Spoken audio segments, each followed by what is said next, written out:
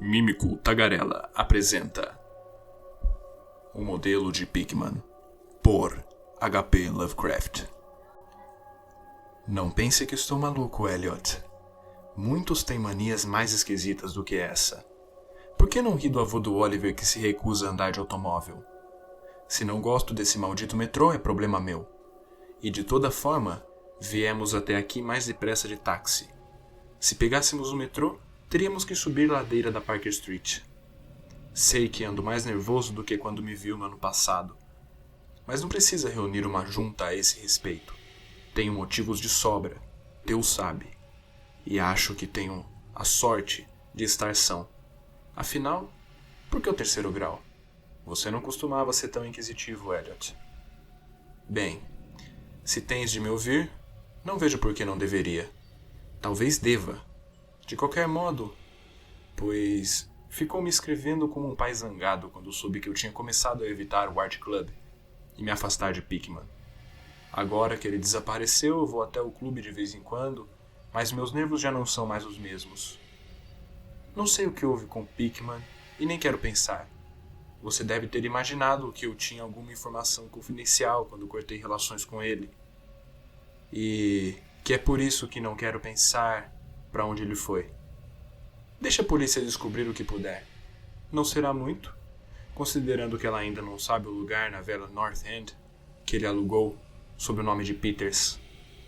Não estou certo se pode encontrá-lo de novo. Nem se algum dia eu tentarei, mesmo em plena luz do dia. Sim, eu sei, ou temo saber, por que ele o mantinha. Estou chegando a isso, e acho que você vai compreender antes que eu acabe, porque não digo à polícia. Eles me pediram para guiá-los, mas eu não poderia voltar lá mesmo que soubesse o caminho. Tinha uma coisa lá, Elliot.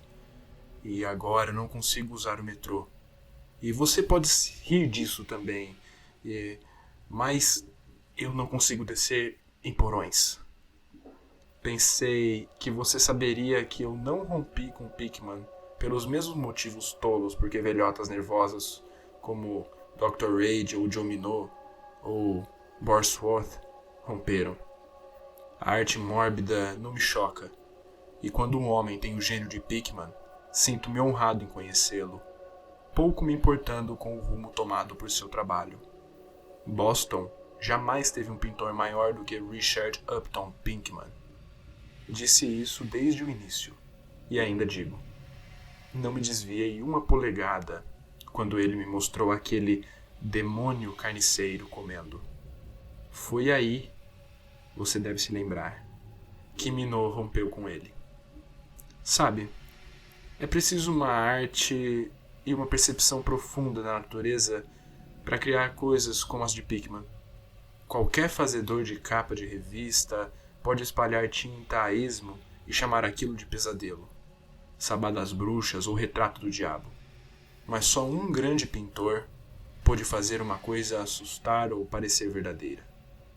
Isso porque só o verdadeiro artista conhece a verdadeira anatomia do terrível ou a fisionomia do medo, o tipo exato de linhas e proporções que se associam mentalmente a instintos latentes e memórias hereditárias de pavor, e os contrastes de cor e efeitos de iluminação para estimular o senso de estranheza do adormecido. Não preciso lhe dizer porque um fusele realmente provoca um arrepio quando uma figura de capa de uma história de fantasmas barata só nos faz rir. Existe algo que essas pessoas captam, além da vida, e conseguem nos fazer captar por um instante. Doré tinha isso. Simi tinha isso. Angarola, de Chicago, tinha isso. E Pickman o tinha como ninguém jamais tivera. Ou, espero com fé em Deus, jamais terá. Não me pergunte o que é que eles enxergam. Sabe, na arte ordinária há toda a diferença do mundo entre as coisas vitais, verdadeiras, extraídas da natureza, e os modelos e truques artificiais, que a arraia miúda comercial desafia mecanicamente num estúdio vazio. Bem, eu deveria dizer que o verdadeiro artista do fantástico tem uma espécie de visão que cria modelos, ou convoca o equivalente a cenários reais do mundo espectral onde vive. De toda forma, ele consegue obter resultados distintos dos sonhos fragmentados do embusteiro, da mesma forma que os resultados de um pintor de modelos vivos diferem dos preparados de um caricaturista de curso ou correspondência. Se eu tivesse visto o que Pickman viu, mas não. Bem, vamos tomar um trago antes de ir mais fundo. Caramba, eu não estaria vivo se tivesse visto que aquele homem, se era mesmo um homem, viu. Você se recorda que o forte de Pickman eram os rostos. Não creio que ninguém depois de Goya tenha colocado tanto puro inferno num conjunto de feições, num traço de expressão. E antes de Goya seria preciso voltar aos caras medievais que faziam gárgulas, quimeras de Notre Dame, Demônio de Saint-Michel. Eles acreditavam em todo tipo de coisas. E talvez vissem todo tipo de coisas também. Já que a Idade Média teve algumas fases curiosas. Lembro-me de você mesmo perguntando a Pickman certa vez, no ano anterior ao de sua partida, onde raios ele conseguia aquelas ideias e visões. Não foi uma risada indecente a que ele lhe deu? Foi em parte por aquela risada que Reid rompeu com ele. Reid, como sabe, tinha acabado de aprender patologia comparativa e estava cheio de sabichonice pomposa sobre o significado biológico ou evolucionista desse ou daquele sintoma físico-mental. Ele disse que Pickman foi lhe causando mais aversão a cada dia, chegando a deixá-lo quase apavorado. Mas, para o fim, que as feições e a expressão do cara iam se modificando de um jeito que incomodava. Em suma, de um jeito que não era humano. Ele falou muito sobre a dieta e disse que Pickman devia ser excêntrico e anormal no mais alto grau. Imagino que você tenha comentado com Reid, se vocês trocaram alguma correspondência sobre o assunto, que ele deixou os quadros de Pickman abalarem os seus nervos ou modificarem a sua imaginação. Sei que eu mesmo lhe disse isso, na ocasião. Mas lembre-se, eu não rompi com Pickman por nada assim. Ao contrário, minha admiração por ele continuou aumentando, pois aquele demônio carniceiro comendo era uma realização fabulosa. Como sabe, o clube não quis expô-lo, e o Museu de Belas Artes não quis aceitá-lo como doação. E posso acrescentar que ninguém o compraria. Por isso, Pickman o guardava bem em sua casa, até desaparecer. Agora o quadro está com o pai dele, em Salem. Como sabe, Pickman vem de uma velha linhagem de Salem, e teve uma antepassada bruxa enforcada em 1692.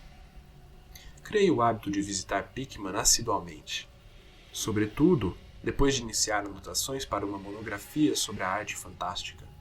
É bem provável que tenha sido o seu trabalho que colocou a ideia em minha cabeça.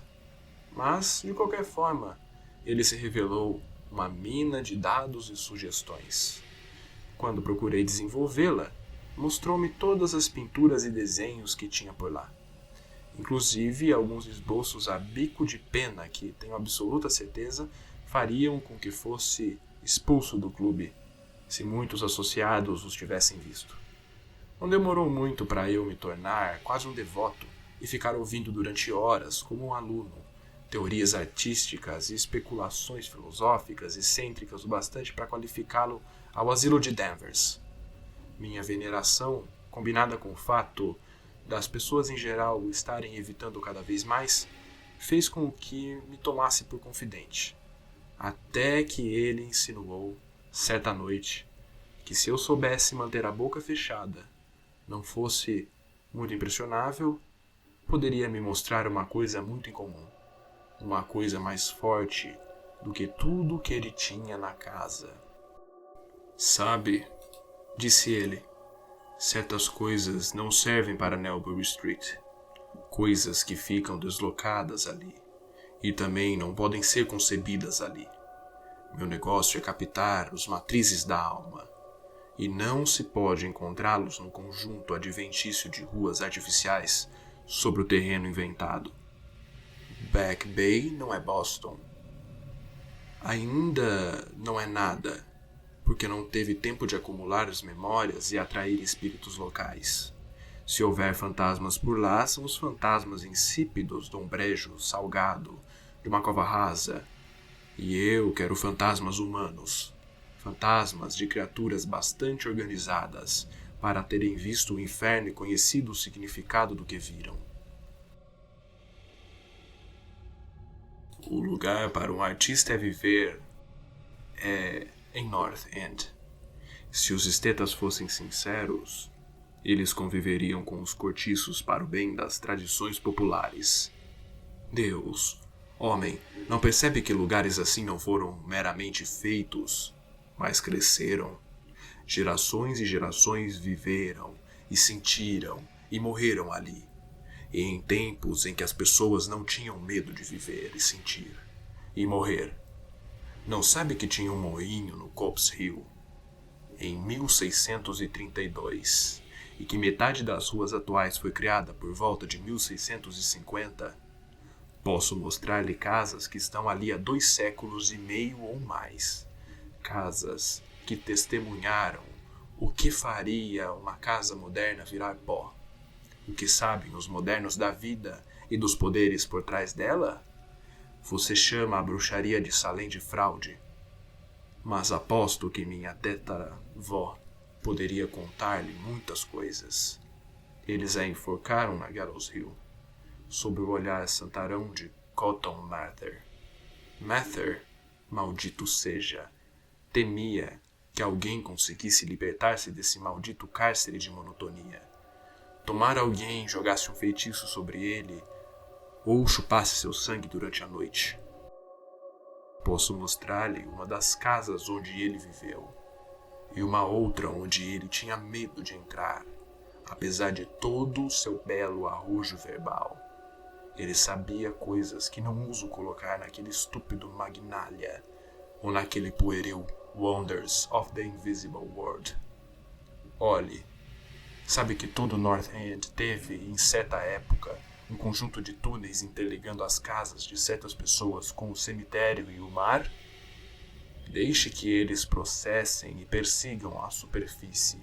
Aconteciam coisas todos os dias, fora de seu alcance e vozes. Iam sempre à noite, sem que pudessem localizá-las. Sabe, cara, de 10 casas sobreviventes construídas antes de 1700 e deixadas intactas desde então, aposto que em 8 delas posso mostrar-lhe alguma coisa bizarra no porão. Quase não há mês em que não se leia sobre algum trabalhador encontrando arcadas e poços de tijolos, levando, sabe-se lá para onde, nessa ou naquela casa velha derrubada. Você devia ver uma que existia perto de Hankeman, derrubada ano passado para a construção do elevado. Havia bruxas e que seus feitiços invocavam piratas e o que traziam eles dos mares. Contrabandistas, corsários, eu digo. As pessoas sabiam viver e alegrar as fronteiras da vida nos velhos tempos. Esse não era o único mundo em que um homem sábio e corajoso podia conhecer. Pensar que hoje é o contrário, com esses cérebros rosados que até um clube de pretensos artistas tem arrepios em convulsões, se uma pintura vai além da sensibilidade de uma mesa de chá de Beacon Street. A única redenção do presente é que ele é estúpido demais para investigar o passado. O que dizem de verdade os mapas e registros e guias do North End? No palpite, garanto que posso levá-lo a 30 ou 40 vielas e redes de vielas ao norte da Prince Street, que não são sequer suspeitas por 10 criaturas além dos estrangeiros que as frequentam. E o que é que aqueles dagos sabem do seu significado? Não, Thurber. Essas casas antigas estão sonhando esplendidamente transbordando maravilhas, terrores e escapes da vulgaridade. E, no entanto, não existe viva alma para compreendê-las ou desfrutá-las. Ou melhor, há uma alma viva apenas, pois eu não venho vasculhando o passado por nada. Holly, você é interessado por esse tipo de coisa? E se eu lhe dissesse que tenho um outro estúdio por lá, onde consigo captar o espírito tenebroso do horror ancestral e pintar coisas que não poderia sequer pensar na Newbury Street? Naturalmente, não conto isso às abomináveis velhotas do clube, com Raid, maldito seja, cochichando. Mesmo assim, que eu sou uma espécie de monstro fadado a percorrer o tobogã da evolução às avessas. Sim, Thurber, há muito decidi que se deve pintar o horror assim com a beleza da vida. E isso me levou a fazer incursões a lugares onde tinha motivos para saber que o horror vive. Arranjei um lugar que não acredito que 3 nórdicos vivos além de mim tenham visto. Não ficaria muito longe do elevado em termos de distância, mas está a séculos de distância para o espírito. Eu o escolhi por causa do antigo e estranho poço de tijolos no porão, um tipo de que lhe falhei. O barracão está quase desmoronando, e por isso ninguém mais viveria ali. E eu detestaria dizer-lhe o quão pouco paguei por ele. As janelas estão fechadas com tábuas, mas prefiro assim, pois não preciso da luz do dia para o que faço. Pinto no porão, onde a inspiração é mais forte. Mas tenho outros cômodos mobiliados no térreo. Pertence a um siciliano e aluguei-o sob o nome de Peters. Mas se você estiver pronto pro que der e vier, eu o levo até lá essa noite. Acho que vai gostar das pinturas, pois, como disse, me soltei um bocado ali. A viagem não é longa. Às vezes eu a faço a pé, para não chamar atenção com um táxi naquele lugar. Podemos pegar o ônibus na South Station, até a Battery Street. E dali a caminhada não é grande. Bem, vamos lá. Elliot, depois dessa arenga toda, não me restava muito a fazer, exceto impedir-me de correr atrás do primeiro táxi livre que avistasse. Mudamos para o elevado na South Station, e perto da meia-noite, tínhamos subido os degraus para Battery Streets, e estávamos andando pelo velho cais, além de Constitution Wharf. Não gravei as ruas transversais e não posso dizer-lhe por qual delas entramos, mas sei que não foi na Greenwell Lane. Quando entramos, foi para subir pelo trecho deserto do beco mais velho e mais imundo que conheci, com frontões caindo aos pedaços, janelas com vidros quebrados e chaminés arcaicas se erguendo, quase desintegradas contra o céu enluarado. Não acredito que houvesse 3 casas à vista que não existissem no tempo de Cotton Mather. Com certeza vislumbrei pelo menos 2 com um andar superior saliente e, a certa altura, penso ter visto um telhado pontiagudo do tipo quase esquecido, anterior ao das águas. Embora os arqueólogos garantam que não estou nem um pouco em Boston. Naquela ruela mal iluminada, dobramos à esquerda para uma ruela ainda mais estreita, também silenciosa e sem qualquer iluminação. E num minuto fizemos uma curva em ângulo obtuso à direita, no escuro. Logo em seguida, Pickman produziu uma lanterna, revelando uma porta antediluviana de 10 painéis, que parecia terrivelmente roída por cupins. Destrancando-a, introduziu-me num vestíbulo vazio revestido do que teriam sido esplêndidos painéis de carvalho. Simples, é claro, mas muitíssimo sugestivo dos tempos de Andros, Pips e da bruxaria. Depois, ele me levou por uma porta à esquerda e acendeu uma lamparina e me disse para ficar à vontade. Sabe, Elliot, sou um homem comum, chamaria de durão, mas confesso que o vi nas paredes daquela sala me fez passar um mau bocado. Eram as suas pinturas, sabe? as que ele não pintaria e nem mostraria na Newbury Street. E ele estava certo quando disse que se soltara. Olhe, tome outra bebida. Eu pelo menos preciso de uma. Não adianta eu tentar dizer-lhe com o que se pareciam, porque o horror terrível, blasfemo, a incrível repugnância e o fedor moral vinham daqueles traços simples que o poder das palavras não chega para classificar.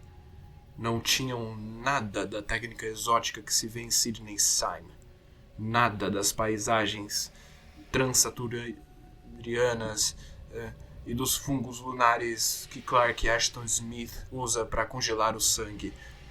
Os fundos, em sua maioria, eram cemitérios antigos, bosques fechados, penhascos à beira-mar, túneis revestidos de tijolos, salas antigas apinheladas ou simples criptas de alvenaria. O cemitério de Chops Hill, que não deveria estar a muitas quadras de distância daquela casa, era um cenário favorito. A loucura, a monstruosidade habitavam as figuras do primeiro plano, pois a arte mórbida de Pickman era preeminente, a de um retratista satânico. As figuras poucas vezes eram de todo humanas, aproximando-se das características humanas em graus variados. Os corpos, conquanto vagamente bípedes, em sua maioria, estavam curvados para frente e tinham um aspecto um pouco canino. A textura da maioria tinha uma aparência borrachosa, desagradável. Posso vê-las nesse momento. Suas ocupações? Bem, não me peça para ser preciso, porque em geral estavam comendo. Não direi o que. Às vezes eram mostradas aos grupos em cemitérios ou passagens subterrâneas e na maioria das vezes pareciam estar disputando a presa, ou melhor, o seu tesouro encontrado. E que maldita expressividade Pickman emprestava de vez em quando aos rostos cegos desse butim sepulcral.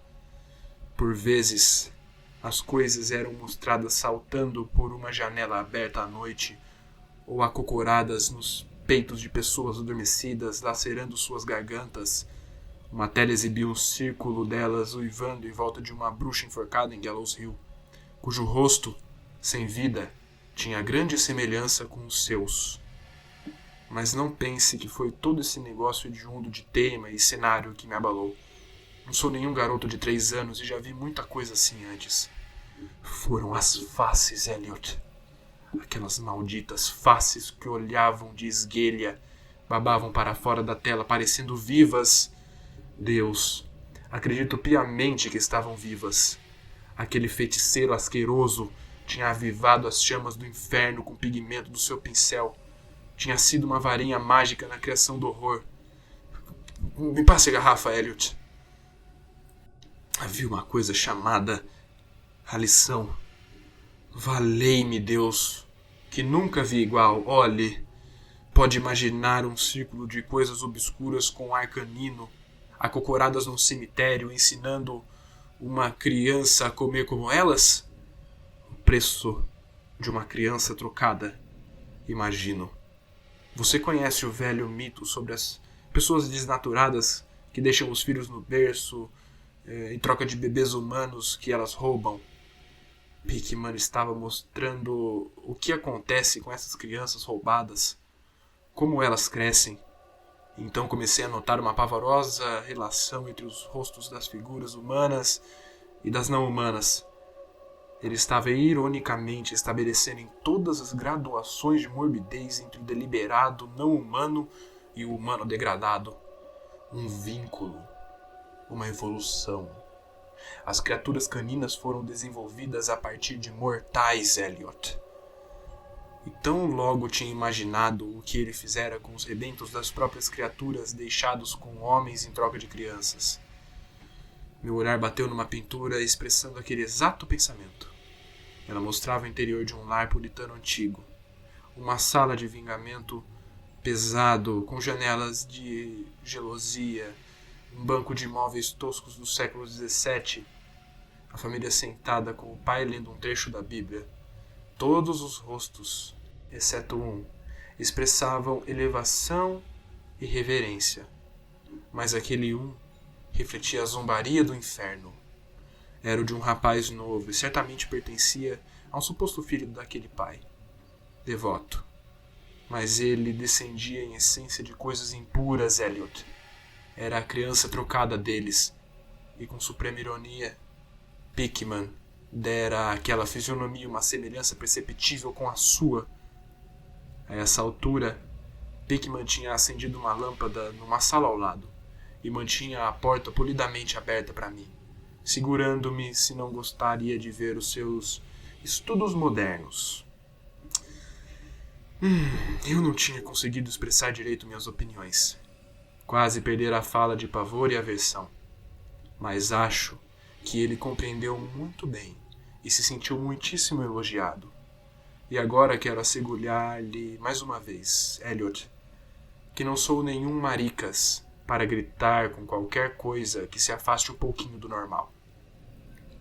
Sou uma pessoa madura, bastante sofisticada, e imagino que você me conheceu o suficiente na França para saber que não me derrubam facilmente.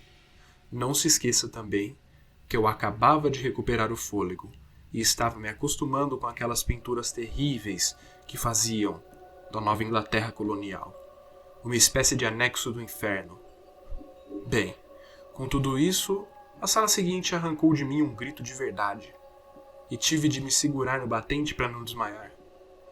A outra câmara tinha mostrado um conjunto de vampiros, bruxas, infestando o mundo de nossos antepassados, mas trazia o horror diretamente para nossa vida cotidiana.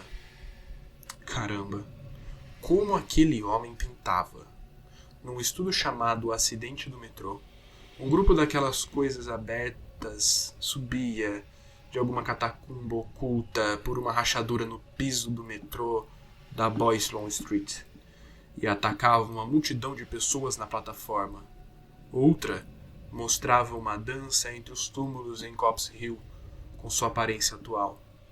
Depois havia muitas cenas de porão, com monstros se esgueirando por buracos e fendas na alvenaria e sorrindo ao se acocorarem, atrás de tonéis ou caldeiras, à espera da primeira vítima que descesse a escada. Uma tela repugnante parecia ilustrar um enorme corte transversal de Beacon Hill, com os monstros mefíticos se esgueirando como exércitos de formigas por uma profusão de tocas no chão. As danças nos cemitérios modernos eram livremente concebidas, e uma outra concepção, de certa forma, me chocou mais do que o resto. Uma cena numa cripta desconhecida, com um bando das feras aglomerado ao redor de uma que segurava e, ao que tudo indica, lia em voz alta um guia de Boston, uma fera. Todas apontavam para um certo ponto, e cada face parecia tão distorcida por um riso epilético, estrondoso, que quase me pareceu ouvir os ecos diabólicos. O título do quadro era Holmes, Lowell e Longfellow jazem em Mount Auburn. À medida que fui me recompondo e me acostumando com essa segunda sala, impregnada de morbidez e perversidade, comecei a analisar alguns aspectos de minha estonteante repugnância. Em primeiro lugar, pensei comigo mesmo. Essas coisas causavam repugnância por sua total desumanidade e por revelarem a dura crueldade de Pickman. O sujeito tem de ser um inimigo implacável de toda a humanidade para extrair tal prazer da tortura mental e corporal e da degradação do corpo mortal.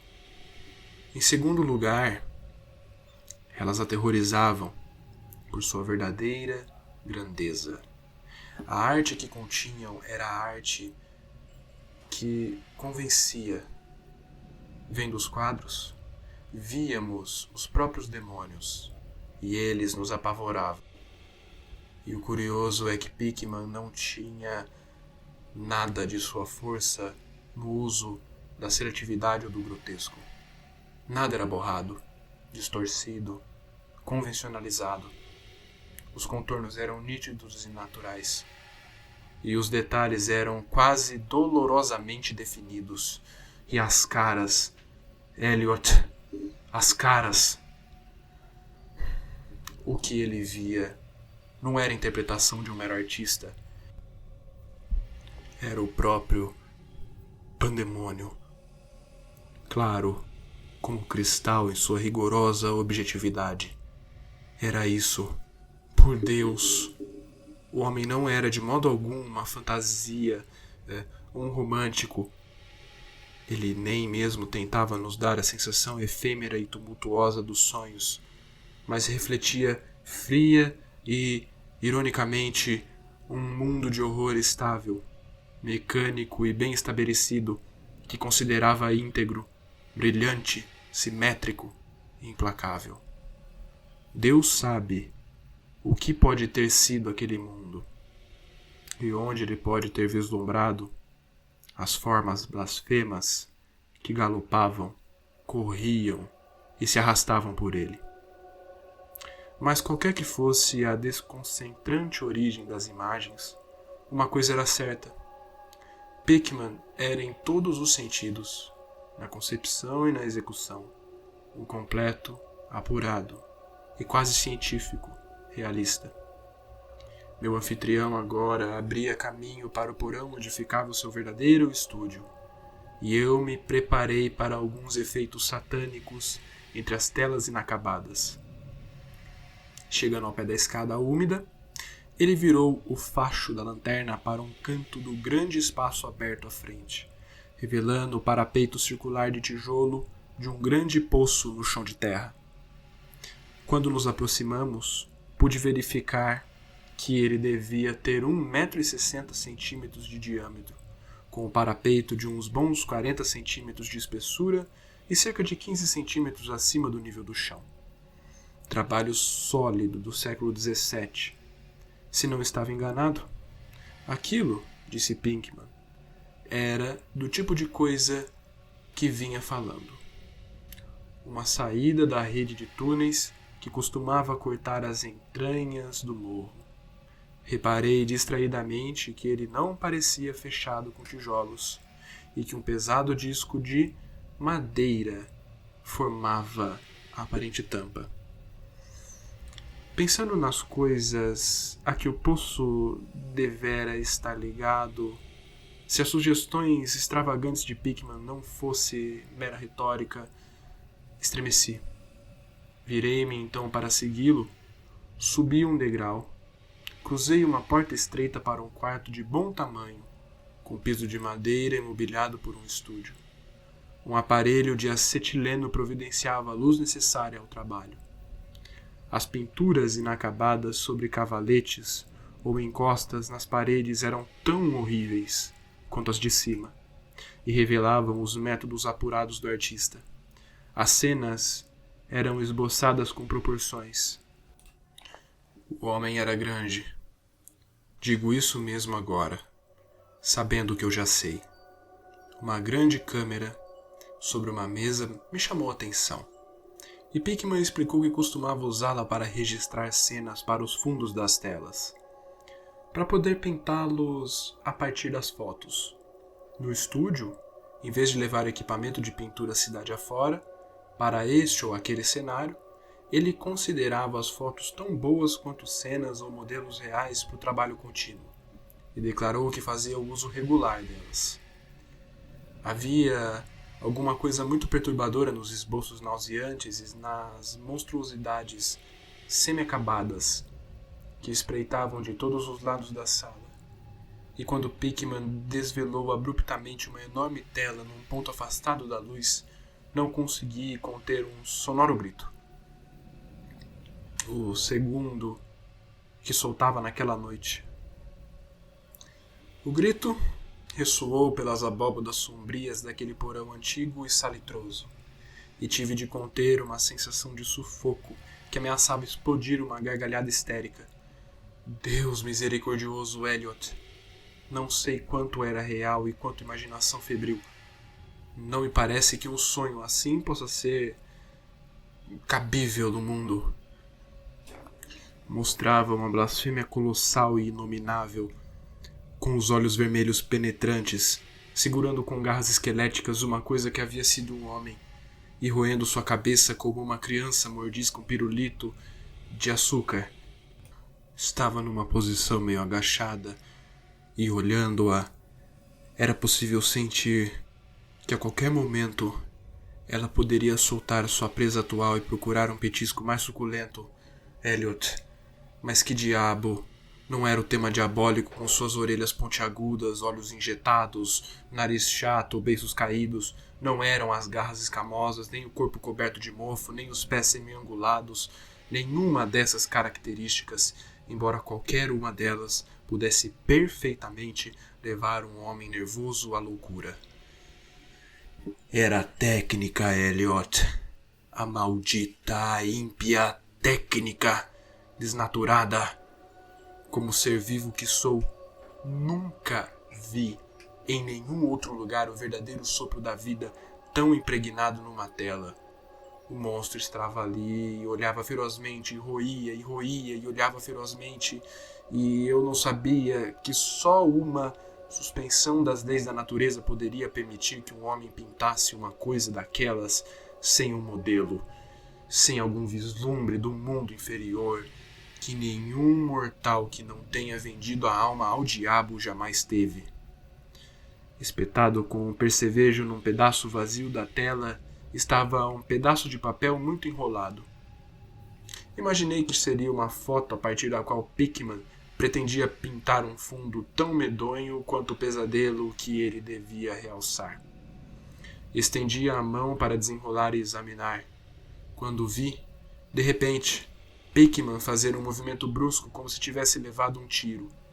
Ele estivera apurando os ouvidos com uma atenção toda especial, desde o momento em que meu grito de susto tinha provocado ecos estranhos no tenebroso porão.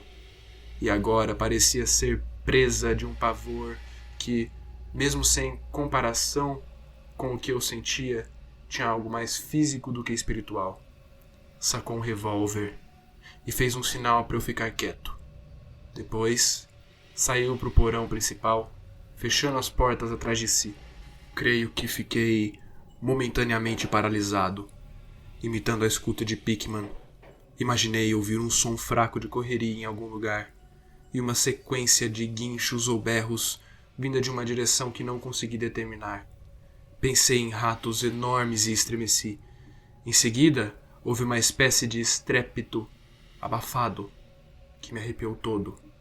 Uma espécie de estrépito furtivo, subrepetício.